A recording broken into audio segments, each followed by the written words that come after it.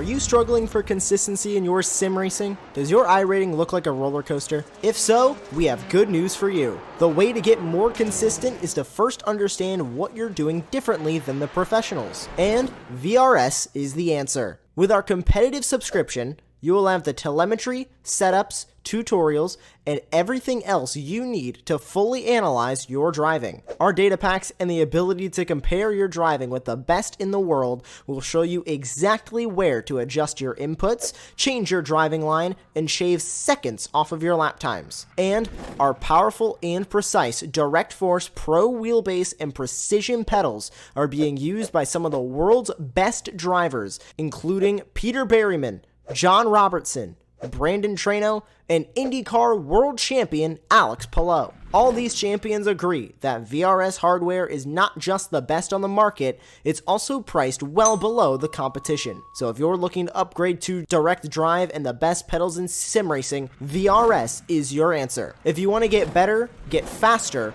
and make it happen sooner rather than later, you owe it to yourself to find out why so many people are switching to VRS. You'll be so glad that you did. Visit www.virtualracingschool.com and learn why the best use VRS.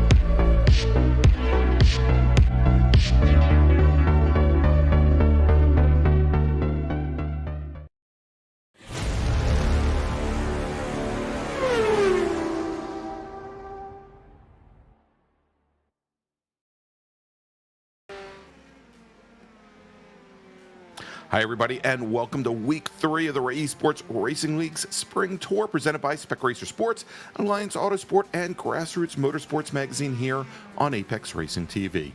Over the course of our 9-week season and then the winner-take-all runoffs, we hope to bring you some of the best racing around in 3 different classes well known to club racers here in the United States: Spec Miata, Spec Racer Ford, and the RE2 Formula cars.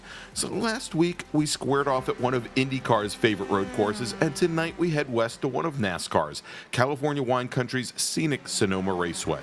The 2.5-mile, 12-turn circuit nestled into the mountains at Sears Point has almost 160 feet of elevation change from its lowest point to its highest, and in combination with its short straights and a lack of heavy braking zones, passing will definitely be at a premium.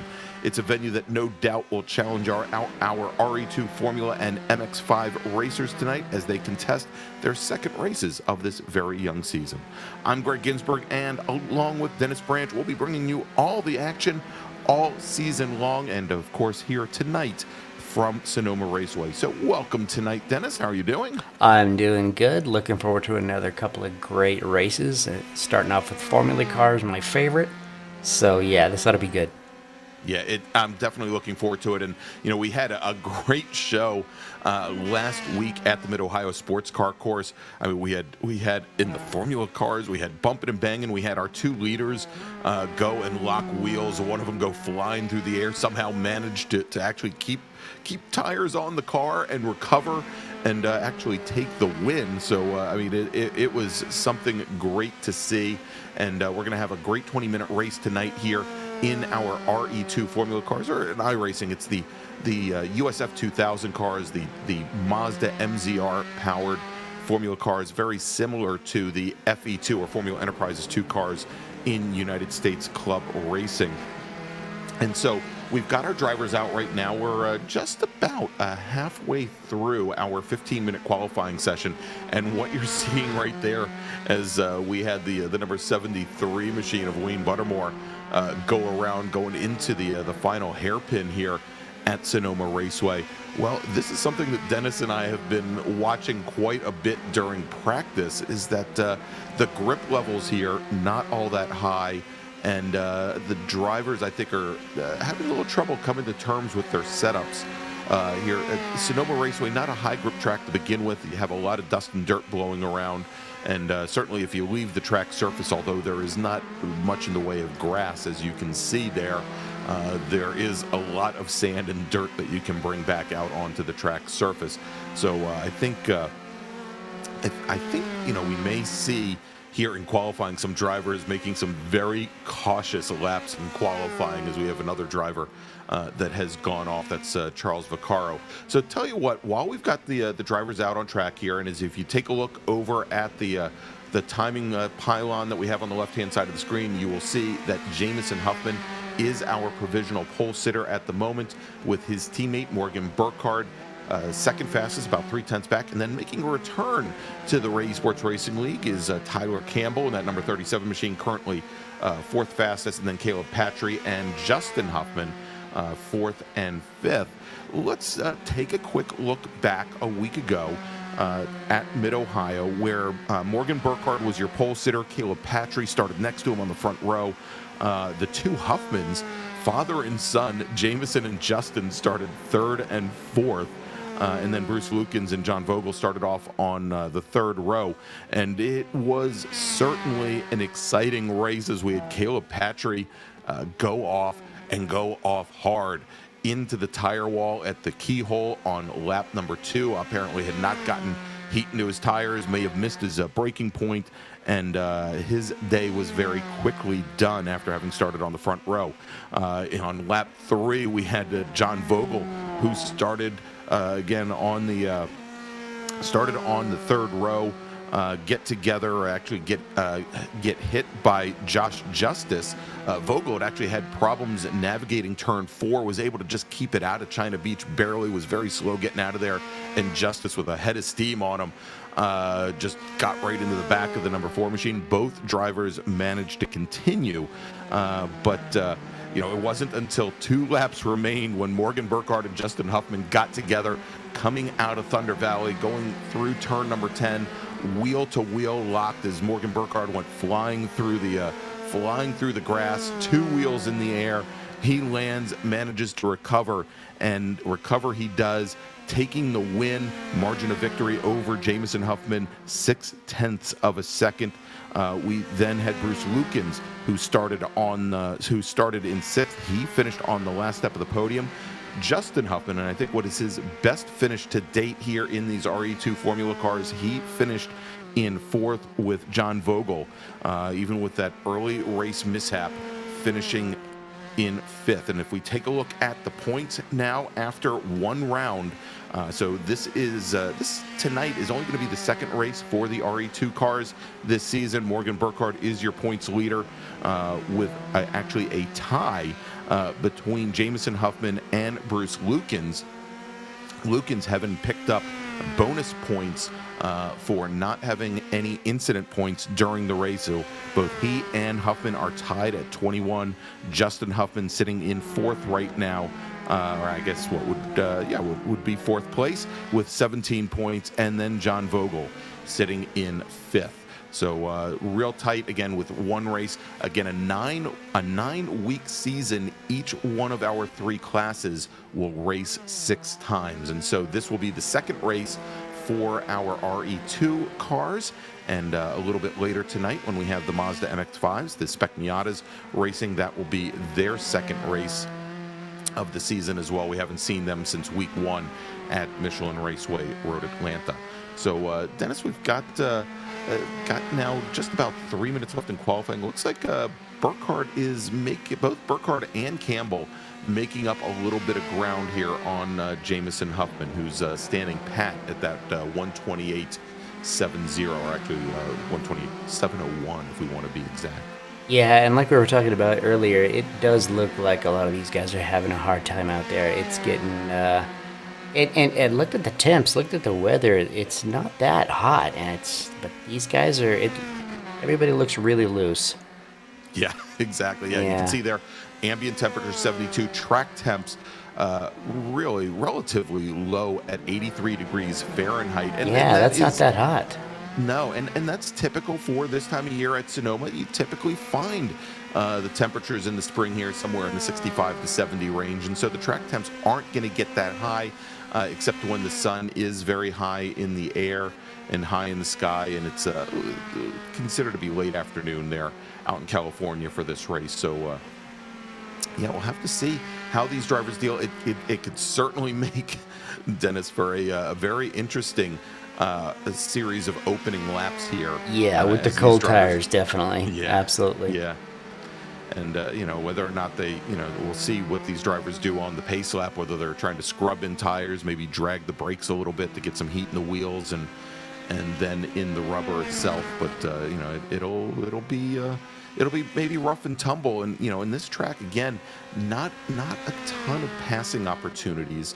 We'll see here, for example, as Morgan Burkhard gets a little loose there coming through turn 7, that may be considered one of the passing opportunities, certainly in the Miatas, coming out of the carousel, making that short run down the drag strip to turn 7, and then just trying to sneak your nose underneath that double apex right-hander before you get into these S's here, because then it's not going to be until here when you get hard on the brakes coming into turn 11 into the final hairpin here where you might have an opportunity to outbrake somebody. Oh, and there you go, Jordy Fike putting his team Esports Racer machine around over at turn 11. And Dennis, that I think, as we were talking earlier, this may be the place here as folks are trying to defend. We've seen some folks maybe have the brake balance a little wrong and lose the car under braking going into 11. We've seen some drivers maybe get on the throttle a little bit early and have the rear end step out on them coming through that hairpin. It's gonna be tough. These little Formula cars are all so stiff. They're so stiffly sprung. There's very little give. They don't have a ton of mechanical grip to begin with, and then these tires, they don't have warmers. You don't start out on warm tires. Yeah, it gets interesting the first lap or so. And so we just saw, not to point it out or anything, we just saw Deacon Greenfield go around. Interesting place, and he is not the first one that we have seen spin right there. And this is why I was saying that maybe, drivers are still kind of trying to figure out the brake balance on these cars. He was the downhill run into turn 4, fairly decent amount of braking there to get set up for that about 90 degree right-hander. And because it's downhill, you're unloading the rear wheels slightly. You're putting a little bit more on the fronts, and I'd say we've probably seen like 4 or 5 cars lose it in this. Absolutely.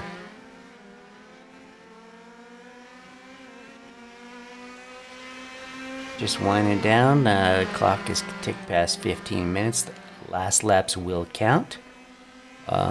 Still got several guys out there running laps. I don't know. Let's see who we've got here. Greg's been having a little bit of technical difficulties with his mic, or actually his connection tonight, but he'll be back. Don't worry, you won't have to listen to me the whole race.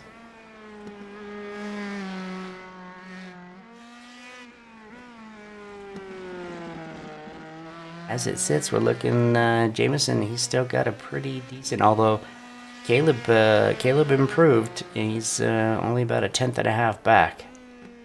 So pretty close. Same thing with Morgan. Those guys are always, it's always pretty tight up there at the front.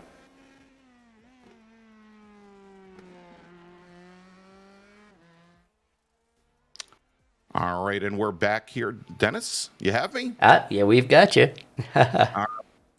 Yeah, we may need to find an alternative method here. So I heard you starting to give the rundown there as the clock hit 0 with Jameson Huffman, your pole sitter, and again our drivers Patry, Burkhard, and Patry leapfrog Morgan Burkhard there in qualifying, starting to move things get a little closer. Now here's an interesting name, and I think you got him highlighted right there, Celine Roland.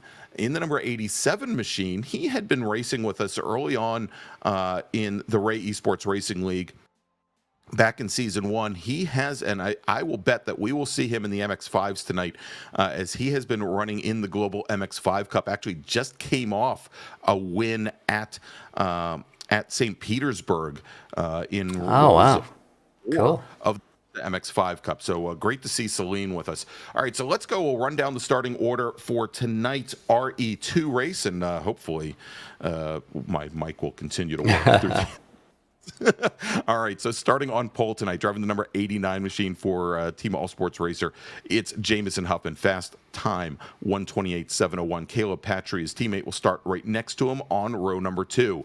Morgan Burkhard, driver of the number 40 machine and our winner from Mid-Ohio just a week ago, he will start on the inside of row number 2 with Tyler Campbell, his teammate, right to the outside, starting 4th. Grant Vogel will start in 5th with John Vogel right beside in 6th. Bruce Lukens will start on the inside of row number 4 with Justin Huffman starting in 8th. John Wilson, he'll start 9th tonight with Deacon Greenfield starting in 10th. And if we move over now to the row number 6, Andrew Wozencroft, driver in the number 80 machine. This is actually his home track. He will start 11th with Simon Foulweather starting in 12th. Starting 13th tonight, Sandy Satullo, a Spec Racer Ford racers from Florida, driving the number 13 machine with Celine Roland, who we were just speaking of, starting 14th. Jordy Fike will start 15th with Josh Justice starting in 16th. Charles Vaccaro will start 17th. John Casey, right next to him, will start on the outside of row number 9. Then we've got Joaquin Effinger. He'll start 19th, and if you've got Joaquin Effinger starting 19th, that means you have to have Wayne Buttermore starting right next to him. Then we've got Mark Sherman starting in 20th, and Gary Blenark, we'll see if he makes the grid. He did not set a time in qualifying as the pace car is rolling off. And as it is, let's quickly talk about our sponsor for tonight's RE2 race, Alliance Autosport, based in Columbus, Ohio. They've found success at both the club and professional levels, garnering multiple championships, including 8 SCCA National Championships, 3 SCCA Pro Racing Championships, and also a USF 2000 National Class Championship. Alliance Autosport's team members are dedicated, hardworking, and know what it takes to win.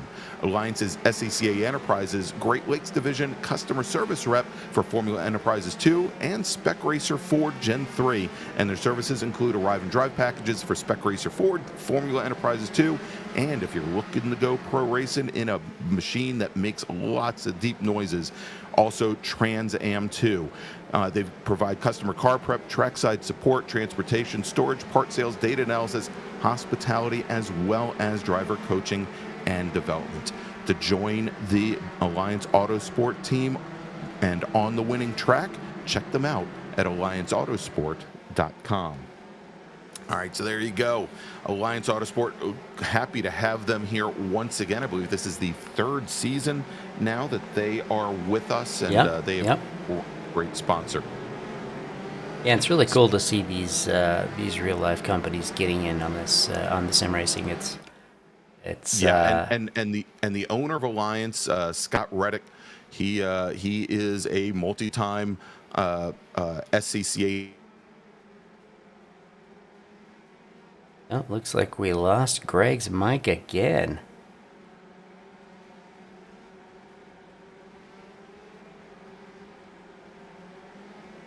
Do we have you, Greg? No, we do not. We're going to have to switch to an alternate means of communication here, Greg.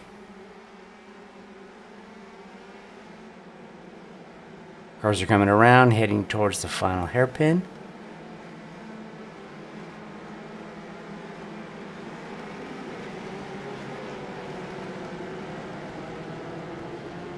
Everybody around. Waiting for the green flag. Caleb's got him. Oh, wait. Green flag, green flag. There we go. Green flag racing. There we go.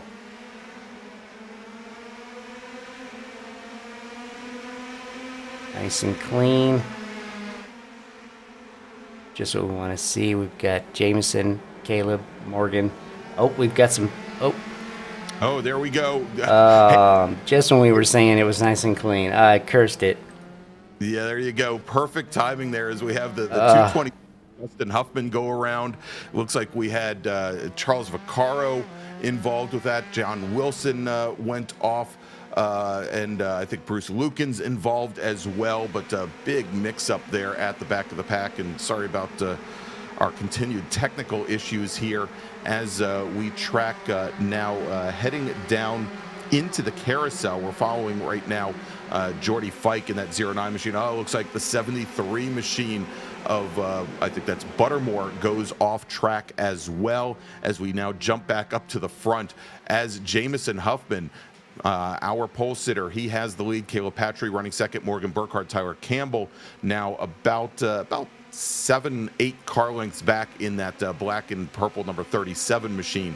But right now it is the three All Sports Racer teammates all in a row as they go down behind the drag strip tower and under braking for the very first time. And oh, another car goes off. That is Deacon Greenfield. And he is going to drop very quickly down through the orders. He's sitting right in between the the little parking area at the end of the drag strip. Yeah, and you can't just go all the way across through there. If you do that, you're gonna get disqualified. So that's why he had to completely do a 180 and come back. There you go. So we've had a lot of drivers now that have taken to the pit lane, and I think we'll at some point hopefully. Yeah, we'll get a replay of that here in just a second. I'm just looking for that spot, and we'll take a look at what happened in lap 1. Here we go. All right, here we go. Let's take a look at the replay of that action coming up as they rolled up out of turn 1. Justin just got a little loose, and then there was just nowhere for these guys to go. Yeah. That's a shame, and that's what we were talking about. Cold tires, lap 1. Car's already loose to begin with. Yeah. That's the recipe. You go. Yeah, exactly. And there you go.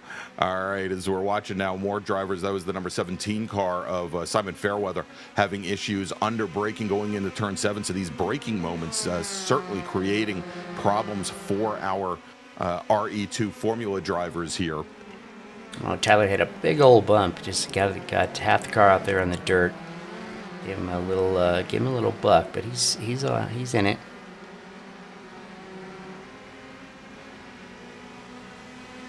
All right, as they roll through now through turn 1, make that long run up the hill towards the turn number 2. Again, almost a 60-foot. Running wide. Yeah, Jameson. I'm sorry. Yeah, Jamison Huffman runs wide coming out of turn number 2. That will move Caleb Patry to the lead, Tyler Campbell in second, then Morgan Burkhard in third. So that demotes Jamison Huffman back into 4th place. So we're seeing it all over the place here. Now, Tyler Campbell trying to make the move, going down into the carousel, hugs the curbing on the left-hand side, on the inside. That means he's probably going to push a little wide coming out, but in doing so, he's able to cover for Patry. But Patry, he's now going to try to make the move, going down the inside into turn 7A, and he comes underneath Tyler Campbell. Campbell tries to square things off on the outside. Patry's going to retake the position from Tyler Campbell, but Campbell manages to cover Morgan Burkhard, holds him off as they now make their way down through the S's here and set up over at turn 8, over to turn the quick little bend there at turn 9. Let's see what they do under braking, going down into the hairpin. So already, it looks like Campbell runs, just a little bit deep. Yeah, quite a bit, and loses 2 spots. Yeah, so he gathers it back up without hitting the wall, going driver's left. But we talked about this pre-race, Dennis, that some of these drivers, in a hard braking zone, maybe they're just not finding the grip that they're used to, and and again, maybe still playing with the brake balance. Yeah. That they just don't know how deep they can go at this point. Yeah, one of the tricks with a lot of the cars in iRacing, if you wanted to get it to rotate, is you dial that brake balance way to the back, as far as you can get it sometimes, and it'll help you rotate it. But sometimes, that rear end will lock and it'll snatch, and and then it gets really squirrely.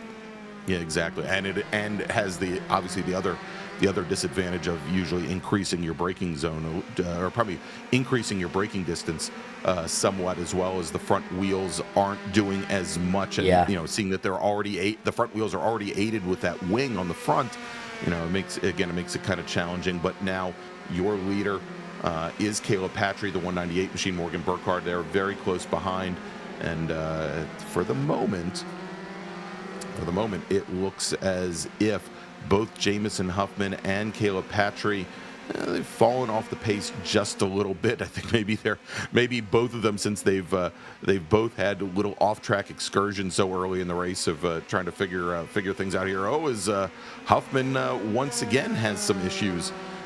This time it's his turn to go deep under braking into the hairpin, and just barely gathers it up. And it looked like Tyler Campbell had to take a little bit of evasive action there to hold off. Yeah, actually, we're looking at the battle for 6 back here with Josh Justice and Simon and Jordy, and Sandy Situlo, I think, is in there. No, that's John Vogel.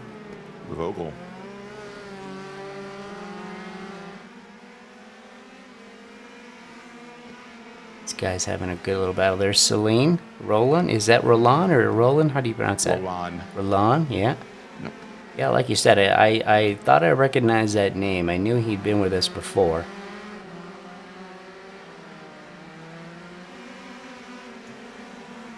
Let's jump back up to the front, take a look at let's head to the front there.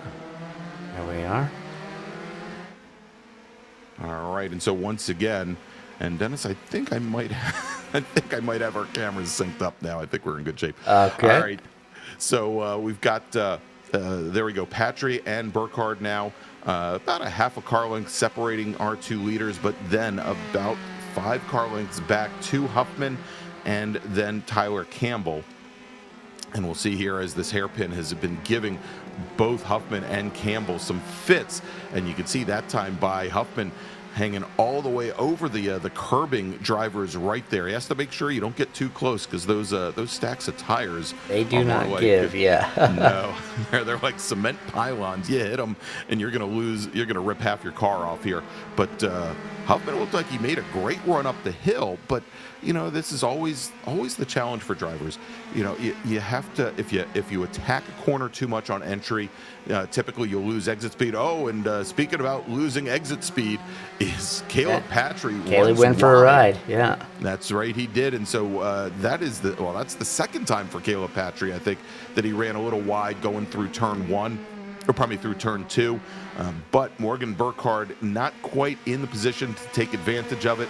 He's going to hold station there back in second. It has allowed Huffman and Campbell to close things up just a little bit, but still just about a second off of our top 2. Maybe they're getting whiffs of the draft at this point, but not quite able to close things up.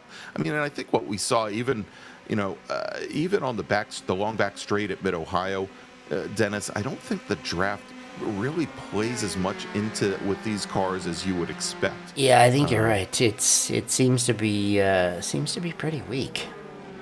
Yeah, you just it may, if anything, it may make things more difficult for you under braking, as maybe you're not getting enough air over the front wing. But the drivers, they just don't seem to make up that much ground on the long runs here, as Morgan Burkhard now side by side with Caleb Patry as they come through turn 1, and you can see there as Burkhard, I think, had machinations of going underneath Caleb Patry on the exit of turn 2. That did allow Jamison Huffman, though, with that just briefest of moments where our top 2 cars are side by side, it allowed Patry to get right back up to the gearbox of Morgan Burkhard, and Campbell still dragging a little bit behind as we drop a little further back. And looks like Celine was off. Yeah, had apparently a little better luck with the cement walls at St. Pete in a Miata as he did go off here, but he has managed to recover.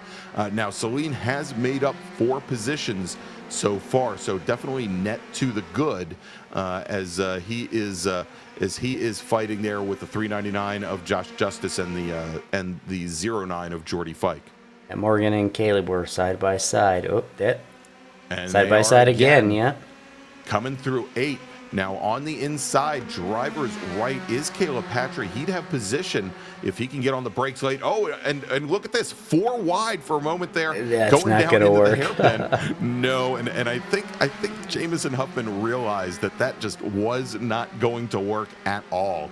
And he gets back in line now, and again, whatever gap there was from Huffman up to our 2 leaders, from Campbell up to our 2 leaders, that's now gone as they head up that huge rise up through turn 2 at Sonoma. I'll tell you, I've run a 5K race at Sonoma, and making that run up from turn 1 to turn 2 with your own feet, not fun at all. I don't imagine it would be. Ooh, big snap. Yeah, big lurid slide there from Caleb Patry. Again, under braking, Dennis, going into turn 4, as we talked about during qualifying. And so Patry, well, actually, I think that was Morgan. Burkhard. Yeah. That was the 40 machine. And so Caleb got by, yeah. Yeah, so Patry goes back to the lead now with Burkhard, and again, Huffman and Campbell with probably the greatest camera views of anything. Who knows? Maybe we need to do some in-car from Huffman. It sounds like he has probably the best view of everything going on. We can do that. We can absolutely do that. Let's take a look here as they come down through the S's, and you can see the elevation changes here and how the track meanders from left to right. High speed corner here at turn 9 behind that drag tower, and heading into the pits. That is Morgan Burkhard into the pits. We'll have to see what happens here. It can't be for incidents, can it? I mean, that's... I can't imagine that it would be. But Morgan Burkhard now on the pit lane, and it looks like his race, essentially in what is a 20-minute sprint race, and we have less than 8 minutes remaining, his race is done. Yeah, so, exactly. So Caleb Patry is your leader. Jamison Huffman running in second now.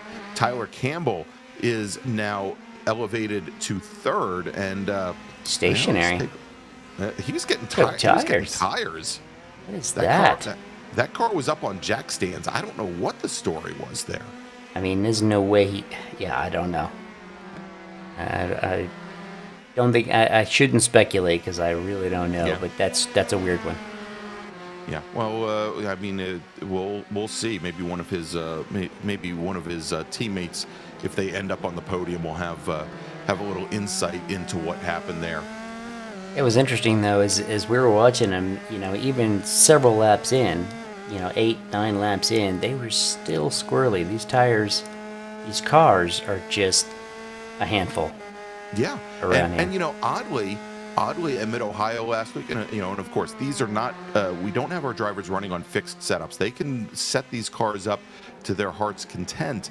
But they seemed a heck of a lot more stable at Mid-Ohio last week than they are here. I mean, I think this is certainly adding to a lot of the excitement. How these drivers are just sliding all over the place, and the fact that they're having to fight the cars besides having to fight the drivers ahead of them, I think is adding a lot of fun to it. I mean, certainly a lot different racing than we will likely see with the MX-5s next, where where you can pretty much get those cars to rotate at will, but it's hard to you have to will them around there as Jamison Huffman goes wide coming out of turn 2.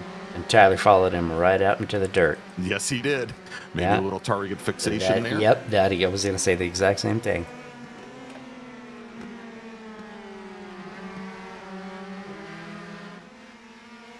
And so now Caleb Patry, he's opened up about a 7/10 of a second advantage over the rest of the field. And last lap by Caleb and Jamison pretty much ran the exact same lap. 29.4, 29.46 for Tyler. So they're all running roughly the same times. That's right. And you may have just seen, just to get an idea of what these top 3 drivers have done to the rest of the field as they were making their way through the S's. John Vogel in that carrier air conditioning machine. He's just now coming through the behind the drag strip tower, and he is almost 10 seconds, 9.5 seconds off of our lead pack right now. Yeah, these guys are in a different class for sure. Yeah. As we now have less than 5 minutes remaining, let's look at this battle. It's Celine Rollon once again, now with Jordy Fike in the 09 machine as they are side by side. And as they come through the hairpin now, Celine Rollon takes another spot. He works up to 7th. That's 7 positions gained so far tonight. Yeah, he's doing really well. Yeah, he's I think finally getting the hang of it here as he got them heat into the equipment. Now, next driver, Simon Foulweather, about 3 seconds up the road. So we'll see if there's enough time there. There you go. There was that red number 17 of Foulweather. We'll see if Rollon can. Celine is running that last lap by. He was about 8/10 faster than Simon. So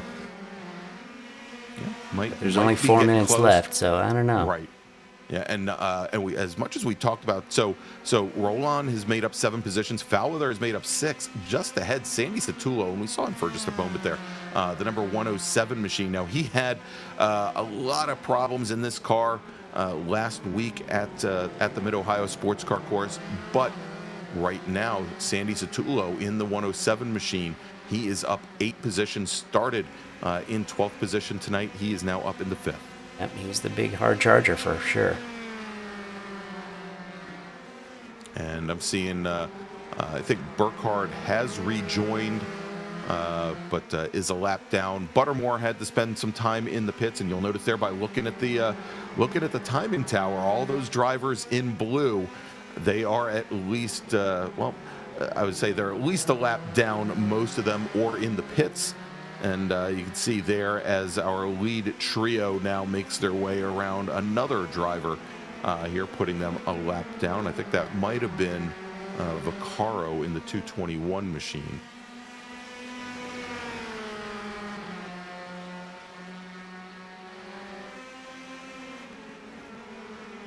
But now in lockstep, and it looks like Tyler Campbell has been able to close things down the last 2 laps, been able to get back up to the gearbox of the 89 machine, our pole sitter, Jamison Huffman. Yeah, last lap by Jamison ran the fastest lap of the race, 29.2. So he's catching up with Caleb, and he's bringing Tyler with him.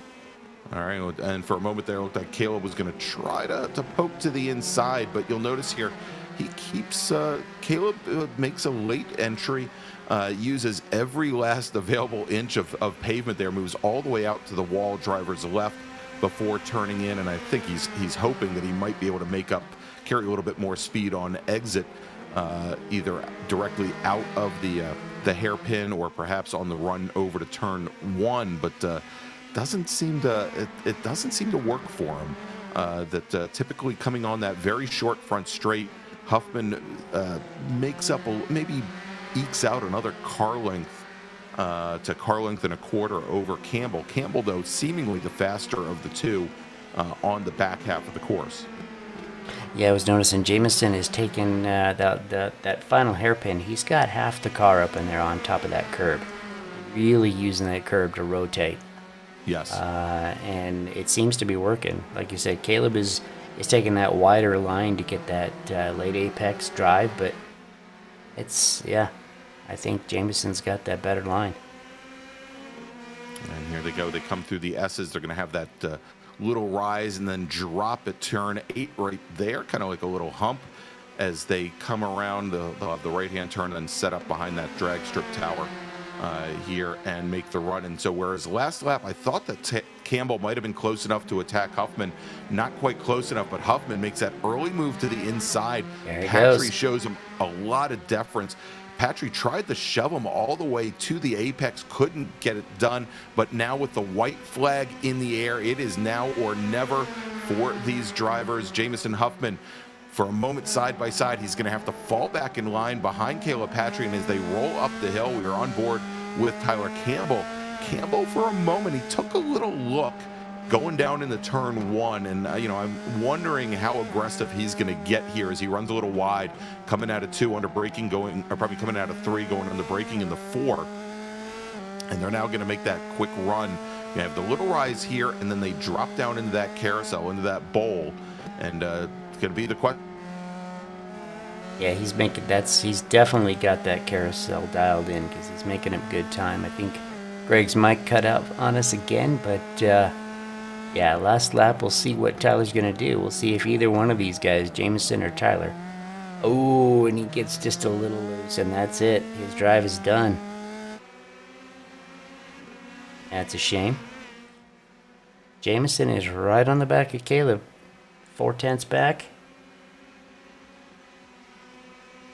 See what he can do going into the final hairpin. He sneaks out, shows him a nose. Oh, yeah. Oh, and they bang wheels. Oh. Caleb goes around. Tyler goes through.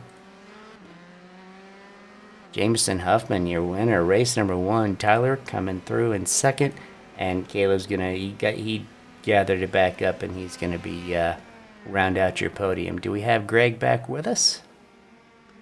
I don't think you. All right. Oh, there he is. Hey, look at that.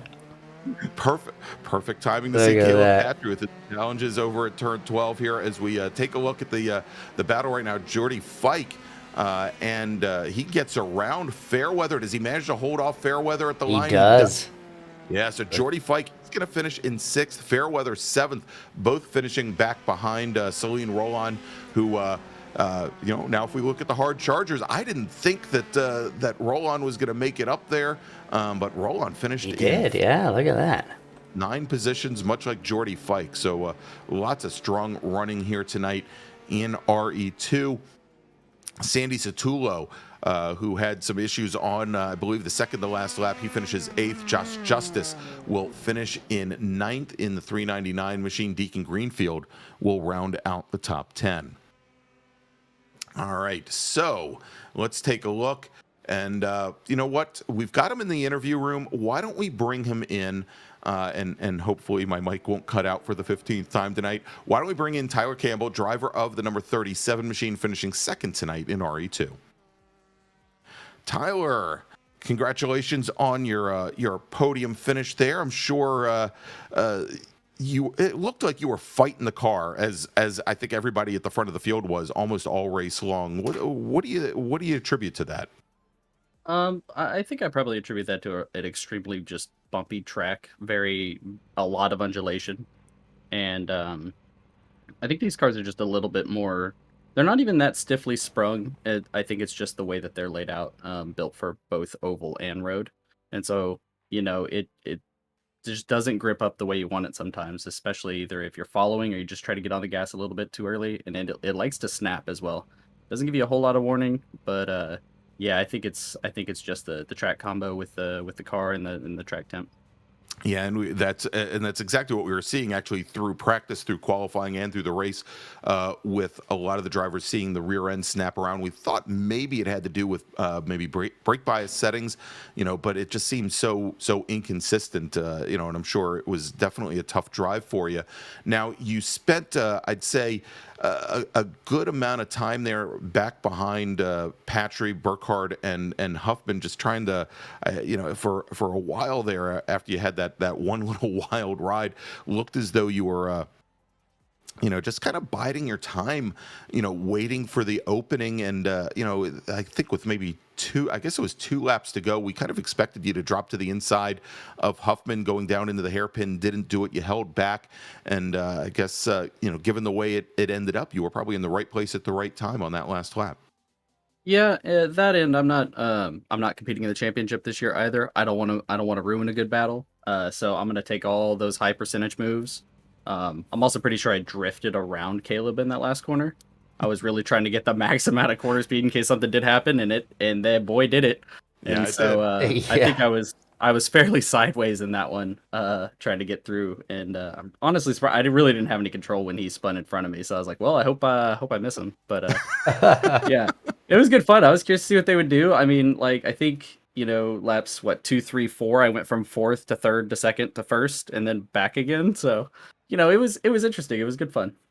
There you go. All right. So Tyler Campbell, anybody you'd like to thank for tonight's podium finish? Yeah, I actually want to thank Michaelette from Major's Garage. Project Alien has started airing again. They're putting it out as more long-form episodes. So Great. they're going to be 1-2 hour sessions, seeing the coaches, seeing the contestants, and they'll be pretty much almost unedited. So, if there's a car track combination you like that you want to learn more about, just keep an eye on those episodes, and there will be challenges coming up soon.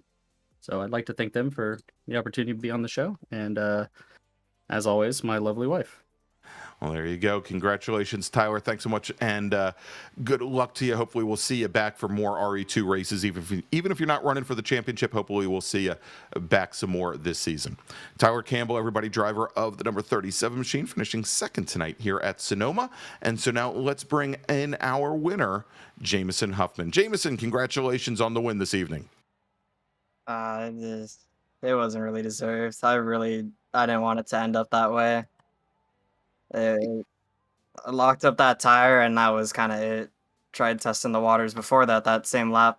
Everything felt good, and I was ready to do it last lap, and just blew it.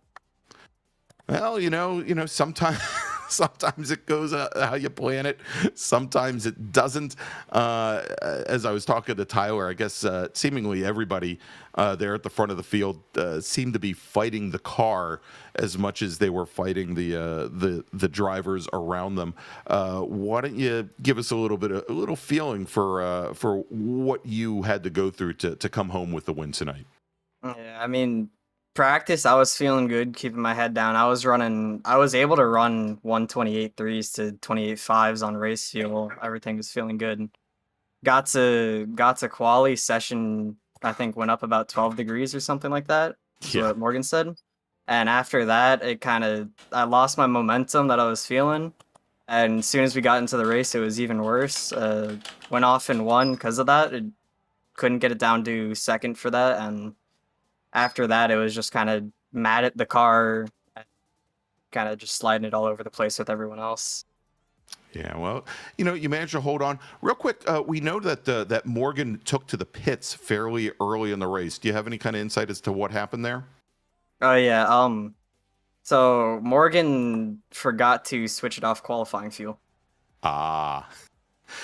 Well, so it was interesting because when we cut them on the pit lane, we actually saw the car go up into the air as I guess he was changing tires as long as he was there putting fuel in the car. But yeah, that would definitely explain the issue if he didn't think he was going to make it to the end of the race. All right, so anybody you'd like to thank tonight, Jameson? I'd definitely like to thank my parents for my rig, kind of everything that I have getting into racing originally, and now race car for this weekend. Gonna have a lot of fun. My teammates helping me a lot.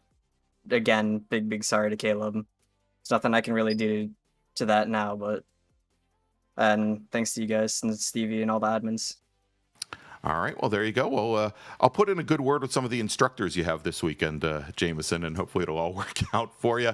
Everybody, Jameson Huffman, our winner tonight in RE2, and I'm sure we'll probably see him and a lot of the same drivers in just a few minutes when we start with our MX5 race. And we're going to take a quick break, and when we come back, we will bring you a qualifying and that 20-minute run to the checker in the Mazda MX-5s here from Sonoma Raceway. You are watching season number 5 of the Esports Racing League, the Spring Tour, and we'll be right back.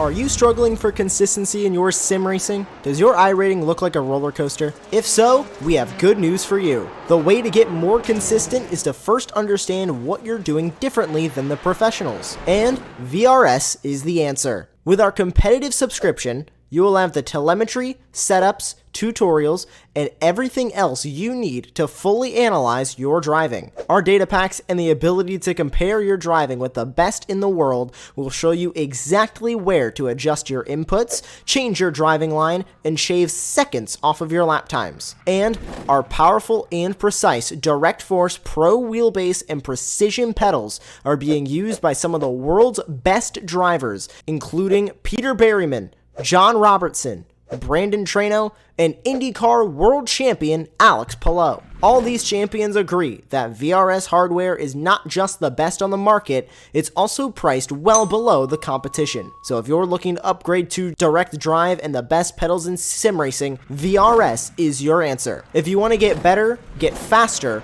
and make it happen sooner rather than later, you owe it to yourself to find out why so many people are switching to VRS. You'll be so glad that you did. Visit www.virtualracingschool.com and learn why the best use VRS. And No worries. Coming in 3, 2, 1, hot. All right, and we are back now at Sonoma Raceway for week number 3 of the Esports Racing League's Spring Tour, or season number 5. I don't want to throw too many numbers around.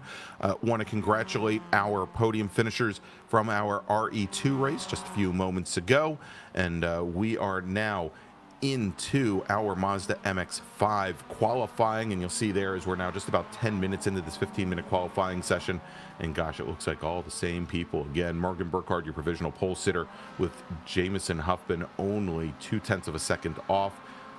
Caleb Patry, Lewis Lockshine, who has been very, very strong in his Mazda MX-5, currently 4th fastest. There's Lewis in that orange and white number 124 machine, and then Sean Hayes back with us in the number 94 machine, I believe, the yellow and black machine. Wanshi Lin rejoining us, and a little surprised as he was watching our Spec Racer Ford race last week from the Mid-Ohio Sports Car Course, and but wasn't racing with us, and he's in the MX-5 again. Wanshi, known pretty much as a Spec Racer Ford specialist.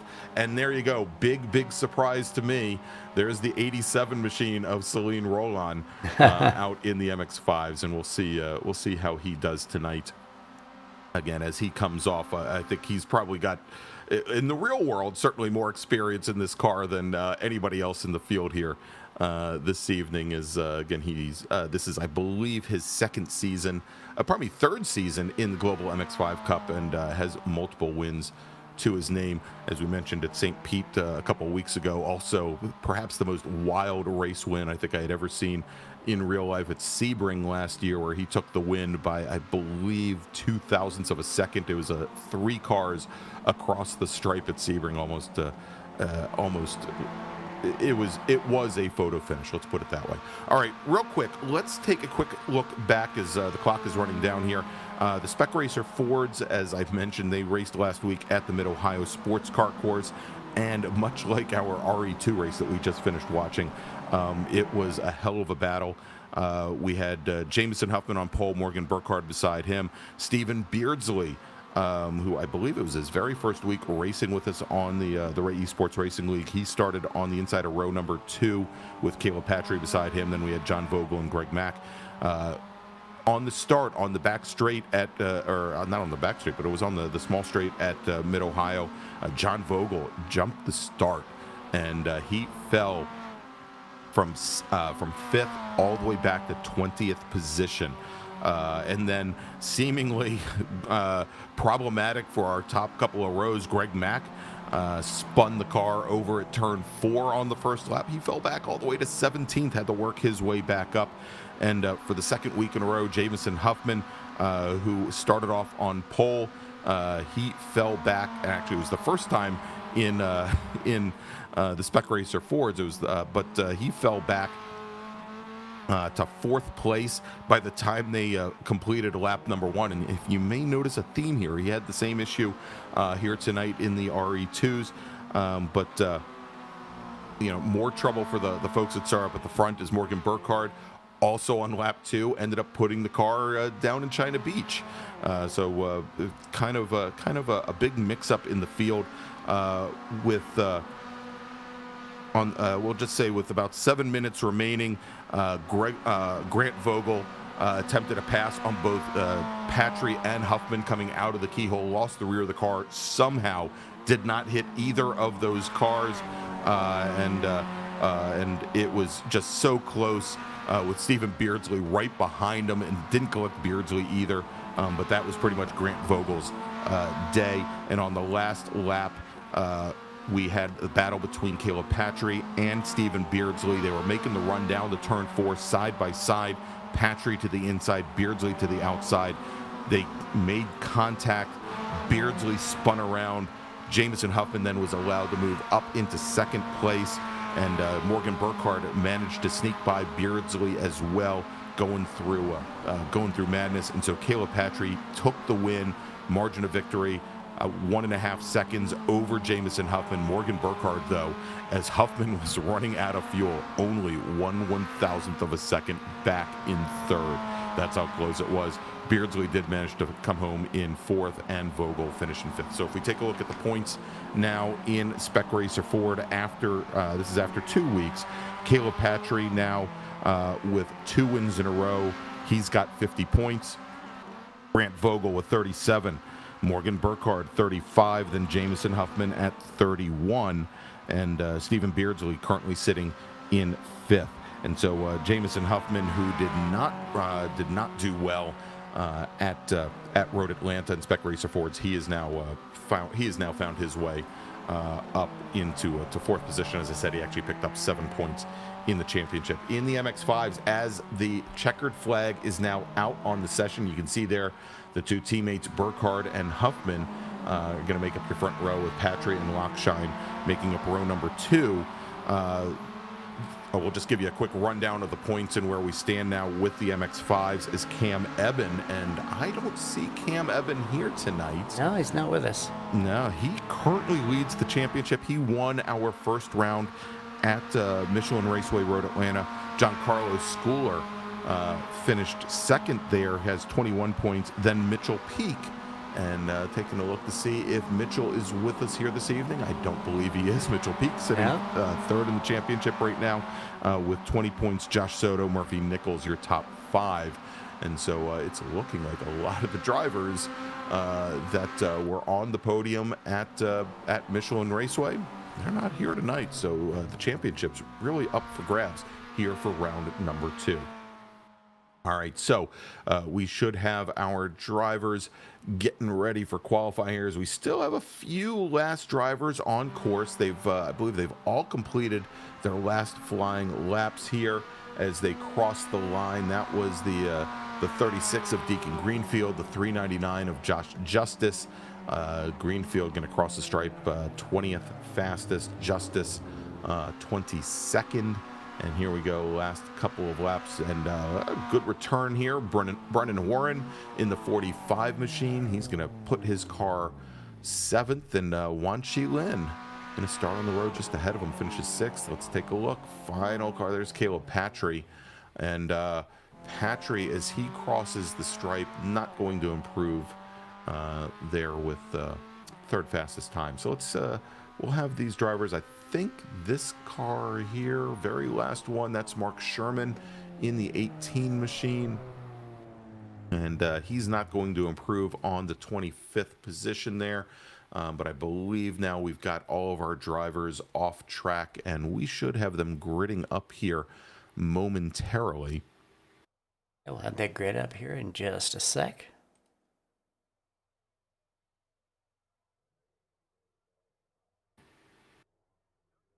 We get that beautiful, beautiful scenic view here at Sonoma Raceway. And you see there's a decent amount of cloud cover today, but built into the side of a mountain, great views. You can look down and see about 90% of the track.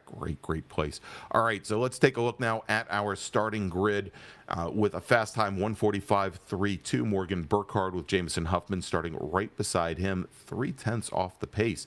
Caleb Patry starting on the inside of row number 2 with Lewis Lockshine starting 4th. Sean Hayes and Wan Chi Lin will make up your 3rd row with Brennan Horn in the Team Esports Racer machine, or pardon me, Slicks Racing machine this week. He will start 7th with Charles Bailey. Good to see Charles back here with us tonight. He's going to start 8th. Greg Mack and Celine Roland starting 9th and 10th. Andrew Wozencroft will start in 11th with Jordy Fike on the outside of row number 6. Then we've got Gary Blenaric, who will be starting in 13th. He's got a lot of Formula V and Mazda MX-5 or Spec Miata experience.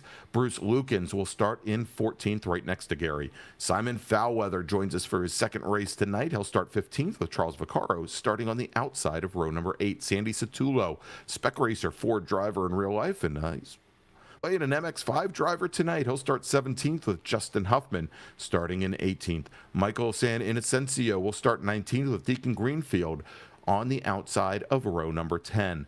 John Casey, he'll start 21st with Josh Justice, 22nd. Joaquin Effinger will start 23rd. That means, of course, we've got Wayne Buttermore close by starting in 24th. Then we've got Mark Sherman and Gary Winters starting 25th and 26th. And of course, we did not get a time, I believe, from Gary Winters in that 26 in that number 02 machine. We'll see if he makes the grid as we take a look at that overhead shot of the very short front straight here at Sonoma. I don't see the Winters car, the 02 machine, on track. We'll see if he appears. But as we get ready for the pace car to roll off and start the pace lap, it looks like our all sports racers there at the front of the grid. They've got their Ukrainian flag livery once again this week, as they ran on week 1 at Michelin Raceway Road, Atlanta. So let's talk about quickly our sponsor for tonight's second race and sponsoring the MX-5s all season long. I'm sure you've heard of them before. It's Grassroots Motorsports. Built for the true sports car enthusiast, Grassroots Motorsports has one mission: to be your personal guide to the sports car world. Whether it's online at grassrootsmotorsports.com, in print or in person, the racers and builders, the car nerds at Grassroots Motorsports, take you behind the scenes and show you how to make your car better. Along the way, they'll give you a taste of everything else this hobby has to offer, from 1,000 horsepower track monsters to cool street cars built in driveways. They also maintain a collection of staff-built project cars, because hands-on technical articles aren't typed behind the desk. They're scribbled down in the garage. To not only read but become part of the story, head on over to grassrootsmotorsports.com. All right, so looking forward to this race here, Dennis. And I'll tell you, in qualifying, as I kind of suspected, the MX-5s did not look as nearly as out of sorts as the RE2 cars did. Much better for sure. Yeah, I mean, it's obviously a little bit easier with these cars to kind of control, with your right foot, with the throttle, what they do. And, they're, again, very neutral handling cars, but, obviously the performance envelope is a little bit different. They're much more softly sprung than those RE2 cars. And so the bumps probably that Tyler spoke of probably don't cause nearly the issues that we saw in the Formula cars. As we've got the pace car now bringing the field down through 9 into that quick little bend, and when it's high speed, you're going to probably in the MX-5s though see a lot of drifting through that corner. They come behind that drag strip tower, and the pace car is going to brake to the right, to the left there. Pardon me, not to the right. I hope he doesn't go to the right.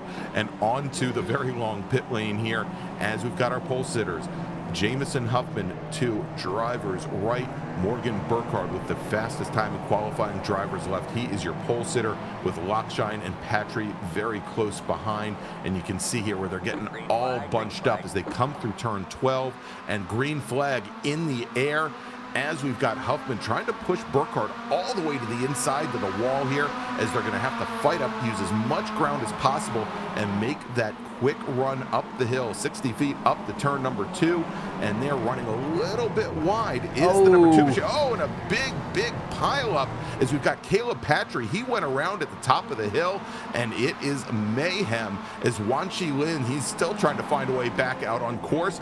And look at this, Celine Roland already picks up 5 positions. Greg Mack in the number 2 car, he picks up 6 positions, moves up into 3rd place. We were tracking Greg Mack in that Team Esports Racer machine, the light blue car there, as he now finds himself in 3rd. Lewis Lockshine still in 4th, and Roland Sean Hayes loses 1 position in that green and yellow and black number 94 machine. Jordy Fike makes up a lot of ground in that white with maroon 09 machine as well. But big drops there as Caleb Patry falls all the way down to 20th position. Gary Blenard got caught up in it as well, as did Andrew Wozencroft in the number 80 machine. Charles Bailey, who started 5th tonight, he is now sitting in the pits as he took on a lot of damage. Brennan Horn in the number 45 machine, who started off on, I believe, row number 4. He now finds himself all the way back in 25th position, and I think Brennan Horn has actually checked out of the session, that he had so much damage here. As we track now, and we have Sean Hayes in the wall, probably not going to get to the hairpin very quickly if he goes backwards. Yeah, Justice in the blue number 399 as well.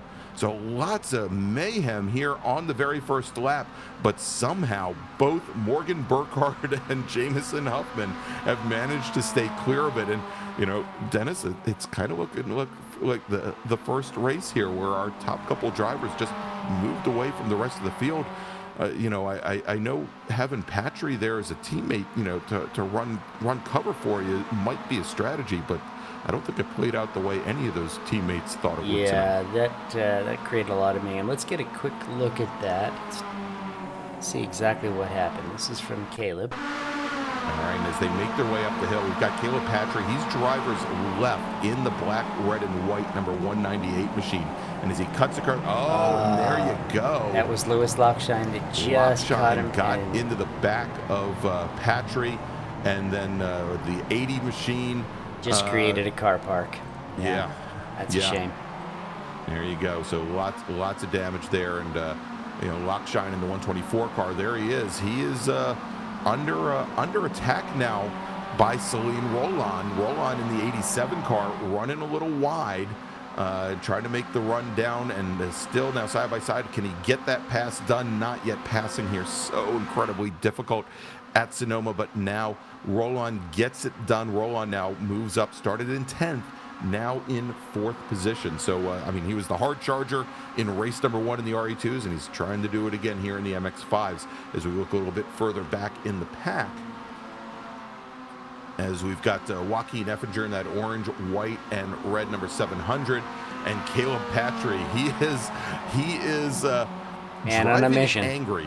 Yeah. I've been there before, and you know, you'd tend to have some of your best races when something like that happens, as far as, you know, the lap times you put in and the amount of overtakes you take. Yeah, and you know that, you know, of course, when we were interviewing Jamison Huffman at the end of race number 1, at the end of our RE2 race, you could hear in his voice how upset he was in the way that race ended up, and you know, and he kind of felt that he didn't deserve the win as he got together with Caleb Patry, and Patry went around, and, you know, for the second race in a row, whether it be on the last lap or whether it be on the first lap, not quite the night I think Caleb Patry was hoping for. As we take a look now, as Roland has also gotten by Greg Mack, and Mack now under attack from Lewis Lockshine. So Mack, who had really benefited from that lap 1 mess at turn 2, and had worked his way all the way up into 3rd position, he's now fighting to hold on to 4th. Yeah, and Lewis has got up the inside. Nice textbook pass. Yeah, gets around him. That turn 7 complex, that double apex right-hander there coming off of the drag strip is, you know, turns out to be one of the best places to pass. You know, if you can get an over-under there, we've seen a lot of drivers like Roland set things up by just running wide and getting yourself all the way driver's left coming out of there. But it's turning out to be as good a passing opportunity as right here, coming down into the hairpin as the 124 of Lockshine. He takes a quick look to the inside of Roland, but it really, at almost 2 car lengths back, not really worth the effort of Roland to take any more than a little glance there. Yep, Caleb getting past Simon and Michael Santa in Asensio. He's charging back up the... there you go. So that puts Patry now up into 13th position. So, I mean, he's already now picked up close to 10 spots. And obviously he's got a little bit of damage there. Don't know how much that's affecting the drive for him, if it's more just... these MX-5s, Dennis, they're fairly stout. They're fairly resilient. They are, yes. Yeah, I mean, they look ugly when they get hit. Here, let me rephrase that. It's all where you put the comma. There you go. All right. They look ugly, comma, when they get hit. So we'll see here. Now, Roland, who is sitting in 3rd, you can see he's got a ways to go to get up to our 2 leaders. He is just about 5 seconds in arrears of Burkhard and Huffman. Now, that last time by, Roland, who ran a 46 flat, about a quarter of a second off of our 2 leaders pace. Of course, the advantage that both Burkhard and Huffman right now have is A, they're not fighting one another. B, they're using each other, and they're able to basically pull one another up the track there with use of the track. Exactly. Yeah, teamwork makes the dream work. It definitely helps. All right, as we look a little bit further back here, there we go. In the 107 machine, we saw him just a little while ago in the RE2s. That iRacing liveried car, that is Sandy Satullo. Charlie got his braking point just a little bit wrong, but did a good job to not run into the back of Sandy. Yep, and they're both working their way on Deacon Greenfield, driver of the number 36 machine. They're just ahead. And so I had said that Sandy Satullo had been, as a Spec Racer 4 driver. In the last couple of years, he has been working the touring car program. Drives a Nissan 370Z in amateur road racing competition, and very well built car, and has been shown to be quite strong here. And speaking of quite strong, going down the hill into the carousel, Wanshi Lin gets it done. Gets it done. Gets around Jordy Fike. Now, Fike, currently running 6, had made up 6 positions. I think a lot of it had to do, again, with that first lap mess. Had started 12th, is in 6th. Wanshi started 6th, now up to 5th. Yeah, Wanshi is always a quick guy. He's always fun to watch. More of a Spec Racer Ford specialist, if you want to call it that, but he's pretty quick in whatever he drives. Yeah, and he's really learning how to toss these MX-5s around. And I think we've seen, and and I don't know how much he does. Besides the Weekend Warriors Spec Racer Ford League, I don't know what other series he runs in. But since he joined us for the first time last season in the MX-5s, I think his MX-5 game, so to speak, has definitely been upped. That there was a pretty obvious chasm between what he was able to do in the Spec Racer Fords versus the MX-5s, and I think the gap is slowly closing down there. And speaking of gaps closing down, Satullo still on the attack here, trying to make his way around Deacon Greenfield.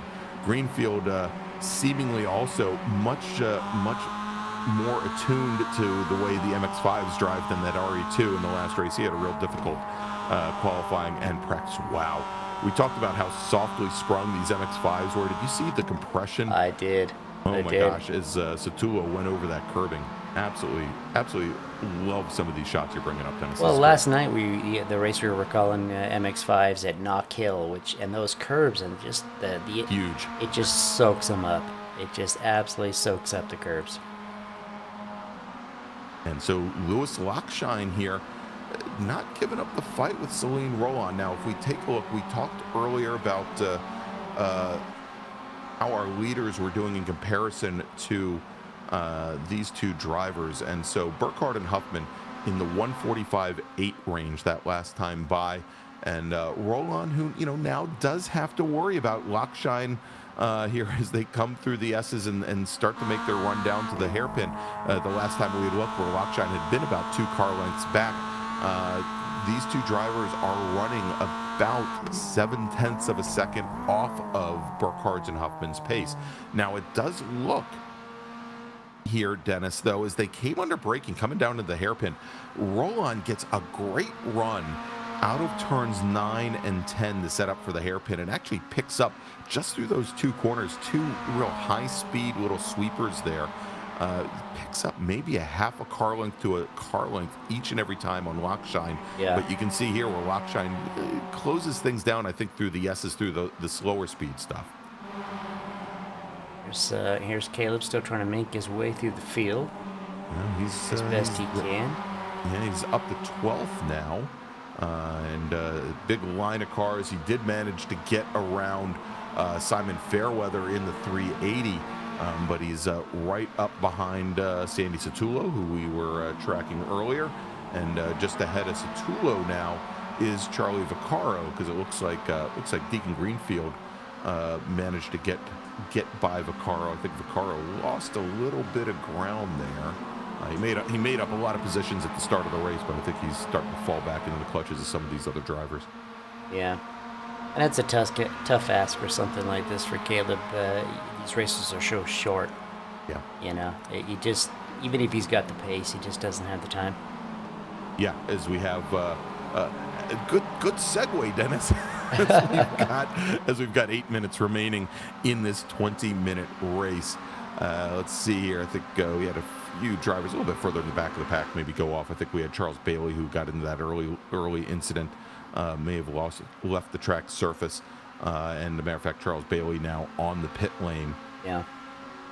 So his problems started early and continued late as this pack of cars comes down into the hairpin. As we see the 221 machine toss that cone, it'll miraculously be back next lap. I guarantee you. There's some little virtual guy. Somebody's got to run out there. That's right. Barney the flag man. He's pulling double duty. That's right. All right, look at this move here coming down the inside as Vaccaro hugs that wall driver's left Satullo right on his bumper. And I think, the challenge here for Caleb Patry, I mean, there are just so few passing opportunities. The straightaways are so short. Most of the corners have decent flow to them. You get a little bit of braking here coming down the hill, and you can see here Patry, he's going to try to outbrake the 107 machine and maybe push him a little wide. Oh, and a little bit of contact. Maybe a brief touch there between Patry and Sandy Satullo as they come through turn 4 and set up for the carousel over at turn 6, and still Patry can't get this pass completed. Yeah. Further you get up, the tougher it gets. That's right. So Patry's got position now going down into turn 7. And, we'll see if he can hold that 107 machine out. And you'll see there as Fairweather is going to try to follow Satullo, or probably follow Patry through, and a little bit of contact between Fairweather and Satullo. Satullo runs Fairweather to the grass. Maybe he doesn't run him to the grass, but and big contact there. Sandy Satullo getting together with it looked as though, who's that off in the grass there along with him? Yeah, that's Simon Fairweather. As those two drivers were side by side, and wow. Big air there for Fairweather as both of those drivers are off, and it looks as though Satullo might have been able to continue, but obviously he's lost a lot of ground as Patry now is take another look battling Vaccaro. Let's take a look here because it was long and it was drawn out as they came through 7. Fairweather, he got a little loose coming through the second part of turn 7 and then maybe chopped the apex. We saw there where he went to the grass. Satullo ran wide. Satullo got to the grass, and close racing. Yeah, exactly. I don't see a way to really assign blame. Both of those drivers left the track surface. Both of them had control issues with the car, and both of them paid the price. As we jump back to our leaders, we've got 5 minutes remaining here. It's Morgan Burkhard and Jamison Huffman, and as they have done all race, just in lockstep, separating themselves out from the rest of the field. Celine Roland now about almost 8 seconds off of the rest of the field as we watch here as Caleb Patry still trying to get around Charles Vaccaro. He's going to come down the inside. Is he close enough under braking? A little late on the braking. Can Vaccaro do the over-under as they go into 7A? And for the moment, Vaccaro's got the position back. Or is that Deacon Greenfield? That's Deacon, Greenfield. Deacon's putting up a good defense. He doing a good job. Yeah, as Patry had already gotten around Charles Vaccaro. Yep. As Greenfield tried the over-under there going into 7 and 7A, but Patry does manage to retake the position to move Caleb Patry up to 9th now with 4 minutes remaining in tonight's race. And once again, under attack. Celine Roland with Louis Lockshine had not been able to lose the number 124 machine. And Wan Chi Lin getting into this battle as well. Yeah. Wan Chi Lin, as he had dispatched Jordy Fike and Greg Mack, he made a beeline for these two racers. And this is now the battle for the last step on the podium. here, Dennis. So a lot at stake here for Celine, Lockshine, and Wan Lin. Yeah, Morgan and Jameson, they're just kind of doing their thing up front, and they're not fighting each other. You watch the Discovery Channel. The piranha don't eat each other. They work together. So yeah, exactly. They're going to wait till the last lap before they really start to get after it. That's right. And so with these laps taking about 1 minute and 45. And we're at 17 on the clock now. They're going to cross the stripe probably at around a little bit less than the 18-minute mark. So most likely 2 laps remaining for our leaders. And we'll double check that as Roland, Lockshine, and Lynn come drifting through turn 8. And you see that nice little tap of the brakes over 10. And here's where he said in the open that they were going to put in nice big drifts there over at turn 10, and they did not disappoint. They are getting out there. And looks in the hairpin like Roland carries a lot of speed on entry, does not carry a ton of speed on exit, and basically these drivers finding different ways to go through that last hairpin, and it has been to the advantage, I think, of Lockshine that he does carry a little bit more speed out, and whatever he loses coming through turns 9 and 10, he's able to make back up. I just don't know the run out of that hairpin around turn 12 to the start finish line is so short. Just doesn't have enough space. Yeah, he's gonna have to toss it in. All right, so with now 1.5 minutes left on the clock, and our leaders coming down into turn 7. Like I said, I think we should have 1 more lap remaining. That sounds about right. Yeah, but it is still Burkhard and Huffman, and still in line. And we'll see here if Huffman sends it going into the hairpin, because we're getting to that point in time, Dennis, here with only really 2 more chances. Or will Huffman maybe be a little gun shy given the finish of the RE2 race? Yeah, you wonder about that sometimes. But racers, as soon as the visor goes down, virtually or otherwise, that kind of stuff just goes. Look, there he is. Yeah, there he is. Right up on his tailpipe. That's right. So a little late on the brakes there. Gets right back up to the back of the number 40 machine. And as they now come onto the very short front straight, you can see it. White flag in the air. Last lap from Sonoma. And now look at this. This is the battle again for the last step on the podium. Celine Roland protecting to the inside. Lockshine, driver's right. Wan Lin, he's picked his horse. He's going to try and follow Lockshine up to the inside of Roland going into turn 2. But Roland carries a ton of speed up the hill. Probably his best run up the hill in the last 4 laps. And he holds on to 3rd place.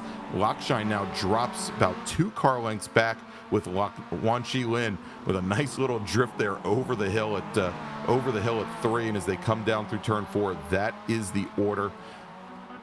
And they close back up again a little bit further back. You just saw him there, Jordy Fike in the 09 machine, but he is not going to be in this battle unless something very, very exciting happens here as we take a look. Our 2 leaders, Burkhard and Huffman, now coming through 7 and 7A for the very last time.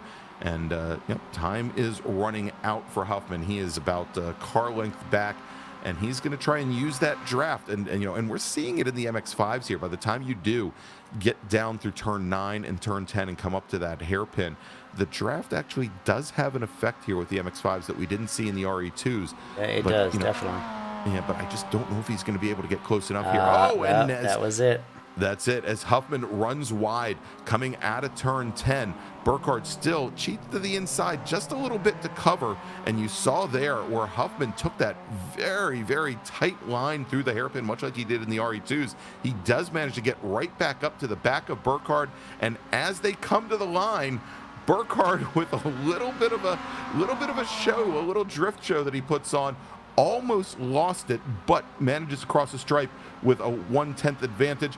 Coming across, finishing in 3rd, it's going to be Celine Roland beating out Louis Lockshine at the stripe. Lock Shine, I believe, was only 1/1000th of a second Yeah, back, it was showing close. up as a dead heat there. We might want to watch the replay and see. Yeah, at the Lewis had a line there. really, really good run, but just didn't, like we were talking about, just didn't have enough space. Exactly. Yeah. If that start finish line was maybe 10 feet further up the road, it might have been a different podium. Wan Chi Lin will finish 5th. Jordy Fike 6th. Greg Mack, Lukens, Patry works his way all the way up to 9th after that first lap spin. Deacon Greenfield will round out the top 10. All right, so let's take a look here as Morgan Burkhard, who managed to keep the car off the wall. Actually, that's Jamison Huffman. He's going for he's doing his little Drift King impression here. Have a little bit of fun, yeah. Why There you not? go, Why not? as he brings the car back, and now, oh, does he make it? He makes it over the wall. Oh my! That's a 10. This is more fun than the race itself. That's All a right, 10. Let's take a look, Dennis. Are we ready for me to switch over to the other system? Well, we here? don't have anybody yet in the interview room. Let's give them a couple of minutes, but I'm wondering, let's go ahead and there switch we go. over There's right one now. right there. So I'm gonna jump over to our other system and bring in some folks for some interviews. We'll be right.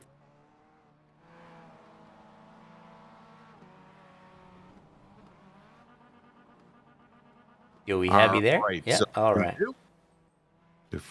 If we're ready here, We are what ready. we're gonna do, Yeah. we're gonna bring Drag him in. Do you have me? I got you. All right, very cool. So let's bring in Jamison Huffman. He won our first race of the evening, finishes 2nd tonight in the MX-5s. All right, Jamison Huffman, congratulations on your 2nd podium finish of the evening. Why don't you tell us a little bit about your race?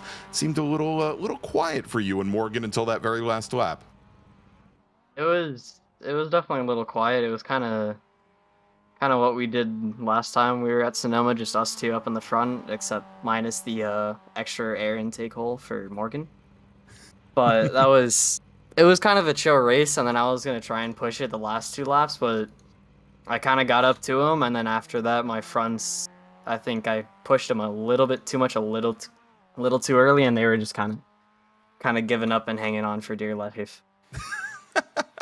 Yeah, and it turned out to be, I'm sure, not the battle that you guys had expected with that little incident over at turn 1, as we had, I think Lewis Lockshine got into the back bumper of Patry coming up through turn 2 on that first lap, and really bottled up the rest of the field and made things kind of quiet. Now, Dennis and I were wondering, given the way that first race ended, whether or not maybe you were going to be a little bit more cautious coming down into the hairpin, but you with on the second to last lap coming into the hairpin, you got right on Morgan's back bumper, and you were taking, both in the RE2 race and also in the MX-5 race, a very different line through there, really hugging the apex curbing, maybe turning in a little bit early, a late exit, but it seemed to work well for you. Carried a lot of speed. You almost got Morgan in the end. Yeah, usually running here, I really like that line. Just kind of going right up to the inside tire wall, because there's no slowdown there, nothing really to hurt you except for the concrete tires. But as long as you can dodge those, I really like that line. Feels much nicer, and that's just kind of what I'm used to. All right. Well, tell you what, why don't we, we're going to bring in your teammate here in just a moment. So is there anybody you'd like to thank for tonight's second podium of the evening? Again, my parents, teammates as well. They've been a big help with providing setups and just being a general help around tracks and other leagues. You guys for putting this stream on, Stevie, and all the admins for keeping a good, nice league. All right, very cool, everybody. Jamison Huffman, driver of the number 89 All Sports Racing Machine, finishing 2nd tonight in MX-5. Thanks so much for joining us. Thanks. All right, so now let's bring in Morgan Burkhard, our winner in race 2. And Morgan, so once you got past turn 2, I'm sure you guys probably took a look in the rearview mirror and wondered where the heck everybody went. Yeah, no, I was just going through turn 2, kind of normal race start, keep everything under control, and then going up through the S's and into the Cup course, it was just like there's supposed to be more people back there. What happened? Yeah, it and everybody did get bottled up there, but it was I guess maybe the best thing that could be said. It was a quiet race for you and Jameson. You guys, was there any thought given the advantage that you guys had, which I think towards the end was somewhere around 7 or 8 seconds, to maybe battling it out maybe a little bit before 2 laps to go, or did you guys just have a kind of a gentleman's agreement to just kind of cruise? Well, not to sound cocky or anything, but if Jameson had caught me, we might have battled. Okay. I'm sure we'll want to make a clip of this and play it back for him this coming weekend. Gotcha. Now he did get up to your back bumper the second to last time through the hairpin, and we noted that he takes a very different line than either you, Caleb, or most of the drivers here. That he does carry a lot of speed on exit, and for a moment there, on that last run to the start finish line, is you started the celebration. Maybe looked like you almost got the wall there before getting to the start finish line. Was there kind of a maybe a little thought that perhaps the showboating wasn't going to pay off? Well, I'm notoriously really bad at showboating, so it's always a risk. Yeah. So you just got to kind of like keep it under control, and I get close sometimes it's a little too close for comfort, but it ended up okay tonight. Yeah, it did end up okay, and it was a great race for you guys tonight. Again, not a lot of challenge, but it definitely allows you to. I think that will likely put you up in the lead, given that both Cam Eben and Giancarlo Schooler were not here this week. So great run for you tonight. Morgan, anybody you'd like to thank for your second podium of the evening? Well, I'd definitely like to thank my parents for supporting me, and with everything that's starting to kick off this weekend with driver school, and everything that they're doing to support it, and Roger Troxel working on the race car. It's amazing. I'm very appreciative for them and everything that they do for me. And yeah, the rest of the All Sports team for, again, putting on a really good show in the USF and the MX5. Very, very cool. All right. So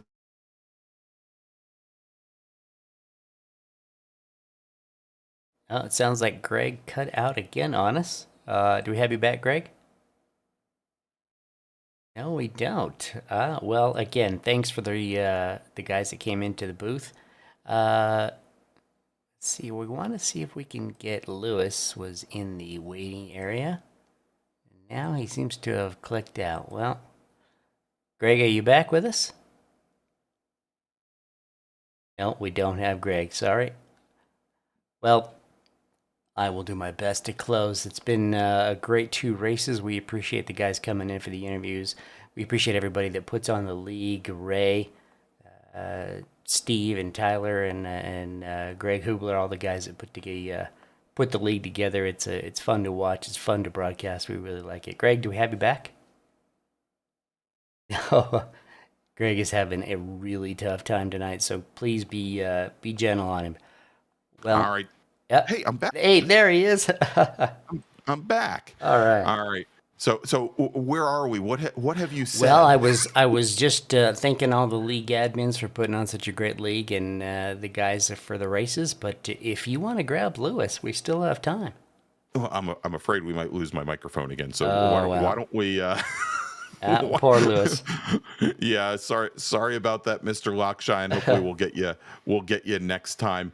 But yeah, thank you, Dennis, for mentioning all the great folks that put the Ray Esports Racing League together, all the admins, and of course we couldn't do it without you, and we couldn't do it without all the drivers. Why don't we look ahead quickly to next week, next Tuesday night, March 22nd at probably 9 p.m. Eastern Daylight Time. We are going to be at Virginia International Raceway. I was just there this past weekend in real life, and hopefully it won't be 22 degrees and snowing in the sim like it was in real life.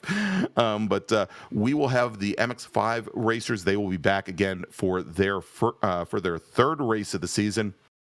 And the Spec Racer Fords will return as well. The Spec Racer Fords will have their third race of the season as well. So for Dennis Branch, I'm Greg Ginsburg. Want to thank everybody here with Apex Racing TV for dealing with all of my technical issues this evening. And we'll see you next Tuesday night, 9 p.m. Eastern Time. Thanks, everybody, and have a great week.